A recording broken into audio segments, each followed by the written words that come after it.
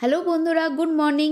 Recently কালিম্পংয়ের একটা nursery থেকে online কিছু গাছ আনিয়েছি। কি গাছ কিনেছি, কেমন কি দাম পড়েছে, সব কিছুই তোমাদের সঙ্গে শেয়ার করব। নার্সারির নাম হচ্ছে গ্রিন প্যারাডাইস নার্সারি। আমি নার্সারির ফেসবুক আর ইনস্টাগ্রাম পেজ লিঙ্ক ডেসক্রিপশন বক্সে মেনশন করে দিয়েছি। তোমরা সেখান থেকে হোয়াটসঅ্যাপ নাম্বার পেয়ে যাবে, আর হোয়াটসঅ্যাপেই খুব সুন্দরভাবে ক্যাটালগ বানানো আছে। তোমরা ওনাদের স্টক, দাম সবই দেখে নিতে পারো। আমি যেহেতু বেশিরভাগ সাকুলেন্ট জাতীয় গাছ কিনেছি, তাই এভাবে আসার জন্য একটু স্ট্রেস পায়, কিছু ডাল ভেঙে যায়, পাতা ঝরে যায়, কিন্তু সাবধানে গাছগুলোকে পটিং করে কিছুদিন সময় দিলেই আবার সুন্দরভাবে গাছগুলো কিন্তু ঠিক হয়ে যায়। তোমরা দেখতেই পাচ্ছ প্যাকেজিং খুব ভালো, প্রত্যেকটা গাছ আলাদা আলাদা করে সুন্দরভাবে প্যাক করা হয়েছে আর যথেষ্ট হেলদি আছে। এই নার্সারি থেকে আমি আগেও একবার গাছ নিয়েছি, যতদূর মনে পড়ছে 2022 সালে নিয়েছি, আর সেবারেও খুব ভালো গাছ পেয়েছি, সাইজ ভালো, দামের তুলনায় যথেষ্ট ভালো কোয়ালিটির গাছ পেয়েছি বলে আবার অর্ডার দিলাম। আমি অন্যান্য অনেক জায়গা থেকেই সাকুলেন্ট গাছ আনাই, কারণ এক জায়গায় আমার পছন্দের সব ভ্যারাইটি বা কালেকশন পাই না, তাই বিভিন্ন জায়গা থেকেই আমাকে ঘুরে ঘুরে কিনতে হয়। বেশিরভাগটাই আমি অনলাইন আনাই, কারণ লোকালে সাকুলেন্টের দাম অনেক বেশি পড়ে আর সেই রকম ভালো কোয়ালিটিও পাই না। আর যে সয়েল মিডিয়াতে লোকাল নার্সারিতে বিক্রি হয় সেটাতে কিন্তু সাকুলেন্ট বাঁচানো বেশি দিন সম্ভব হয় না। তাই জন্য আমি অনলাইন কম দামে বেয়ার রুটেড গাছ কিনি, এনে আমি আমার নিজের মতো সয়েল মিডিয়া তৈরি করে নিয়ে বসাই, তাতে গাছগুলো কিন্তু ভালো থাকে আর সারা বছর আমি বাঁচিয়েও রাখতে পারি। এই গাছটা আমি অনেক দিন ধরে খুঁজছিলাম, কোথাও পাইনি, ফাইনালি পেয়ে গেছি লিথপস।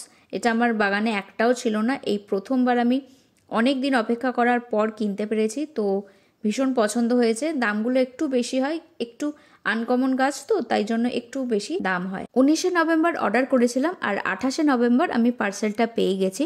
অনলাইন পেমেন্ট করে দিয়েছিলাম, cash on delivery option available আছে কিনা সেটা কিন্তু আমি জানি না। তোমাদের দরকার হলে তোমরা ওনাদের কন্ট্যাক্ট করে জেনে নিতে পারো। আমি যা যা গাছ কিনেছি প্রত্যেকটার নাম কিন্তু স্ক্রিনে মেনশন করে দিচ্ছি। আর এই যে গাছটা দেখছো, এটা আমি কিনিনি, এটা গিফট হিসেবে পেয়েছি। আগেরবারও আমি যখন গাছ কিনেছিলাম সেবারেও একটা গাছ এক্সট্রা পেয়েছিলাম। তো এটা হ্যাঙ্গিং ক্র্যাসুলা গাছ, চেষ্টা করে দেখবো বাঁচানোর, কারণ আমাদের ওয়েদারে ক্র্যাসুলা ওভাটা কিন্তু খুব বেশি দিন বাঁচে না। আমিও আগেও অনেকবার কিনেছি, এমনি ভ্যারাইটিটাও কিনেছি, বাঁচাতে পারিনি। তো এবারে দেখা যাক বাঁচানো যায় কিনা। প্রত্যেকটা গাছ আমি আলাদা আলাদা টবে বসিয়ে দিয়েছি। আর এই ক্রিপথ্যানসাস প্ল্যান্টটা আমার ইচ্ছা আছে হ্যাঙ্গিং করার, শুনেছি গোড়া থেকে অনেক তাড়াতাড়ি পাপস বেরোয়। আমার এই প্রথম গাছ, আমি এর আগে এই গাছটা করিনি, তো দেখা যাক বাঁচাতে পারি কিনা।